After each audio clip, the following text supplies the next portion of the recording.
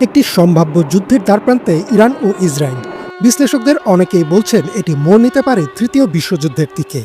তবে অবাক করা বিষয় হচ্ছে, ইরান ও ইসরায়েলের একটি যুদ্ধের ভবিষ্যৎবাণী করেছিলেন মহানবী সাল্লাল্লাহু আলাইহি ওয়াসাল্লাম, এবং সেই যুদ্ধে জয়ী হবে কোন দল তাও তিনি বলেছিলেন। তবে যুদ্ধটি হবে কিয়ামতের আগে। তাহলে কি আমরা সেদিকেই এগিয়ে যাচ্ছি? মহানবী সাল্লাল্লাহু আলাইহি ওয়াসাল্লাম বলেন, খোরাসান থেকে একটি সেনাবাহিনী কালো পতাকা বহন করে আসবে।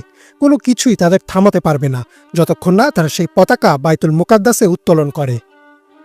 হাদিসটিতে দুইটি গুরুত্বপূর্ণ বিষয় রয়েছে। প্রথমটি হচ্ছে, মহানবী সাল্লাল্লাহু আলাইহি ওয়াসাল্লাম বলেন, কালো পতাকাধারী একদল সৈন্য আরবের পূর্ব দিক অর্থাৎ খোরাসান থেকে আসবে। খোরাসান হচ্ছে একটি বিশাল এলাকা। বর্তমান ইরান, আফগানিস্তান ও তুর্কমেনিস্তানের কিছু অংশ নিয়ে তৎকালীন খোরাসান গঠিত ছিল। এই পুরো অঞ্চলটি প্রাচীন পারস্য সাম্রাজ্যের অংশ ছিল। তবে বর্তমান ইরানের ভূখণ্ডে খোরাসানের অধিকাংশ অঞ্চল রয়েছে। হাদিসটির দ্বিতীয় গুরুত্বপূর্ণ বিষয়টি হচ্ছে, রাসূল সাল্লাল্লাহু আলাইহি ওয়াসাল্লাম বলেন, সেই কালো পতাকাধারী সেনাবাহিনীকে কেউ থামাতে পারবে না যতক্ষণ না তারা বাইতুল মুকাদ্দাসে সে পতাকা ওড়ায়। বাইতুল মুকাদ্দাস হচ্ছে বর্তমান আল-আকসা মসজিদ, যেটি ফিলিস্তিনের জেরুজালেমে অবস্থিত। হাদিসটির ব্যাখ্যা অনুযায়ী খোরাসানের সেই বাহিনী আল-আকসা বিজয় করবে এবং সেখানে কালো পতাকা উত্তোলন করবে। অর্থাৎ এই ঘটনার আগ পর্যন্ত আল-আকসার দখল মুসলিমদের হাতে থাকবে না। 1980 সালে ইসরায়েল একটি আইন পাশ করে যার নাম জেরুজালেম আইন, এবং এই আইনের বলে তারা জেরুজালেমকে নিজেদের রাজধানী দাবি করে।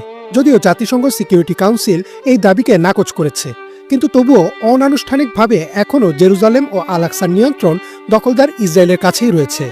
অর্থাৎ খোরাসানের কালো পতাকাধারী বাহিনী হয়তো ইসরায়েলের বিরুদ্ধে যুদ্ধ করে আল-আকসা বিজয় করবে। একই বিষয়ে রাসূল সাল্লাল্লাহু আলাইহি ওয়াসাল্লামের আরও একটি হাদিস রয়েছে। তিনি বলেন, তোমরা যখন খোরাসান থেকে আসা কালো পতাকা দেখতে পাবে তখন তাদের কাছে চলে যেও, কারণ তাদের মধ্যেই আছে আল্লাহর খলিফা ইমাম মাহদী।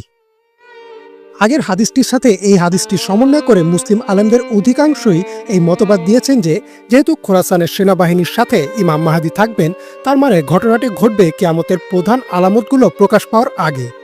পাশাপাশি বলা হয়, এই যুদ্ধই হবে হাদিসে বর্ণিত আল মালহামা বা মানব ইতিহাসের সবচেয়ে ভয়াবহ যুদ্ধ। আর এই যুদ্ধের মাধ্যমেই ইমাম মাহদীর নেতৃত্বে বিশ্বে আবারও ইসলামিক খিলাফাত প্রতিষ্ঠিত হবে। গত 13 জুন অপারেশন রাইজিং লায়ন নামে ইরানের বিরুদ্ধে সামরিক অভিযান শুরু করে ইসরায়েল।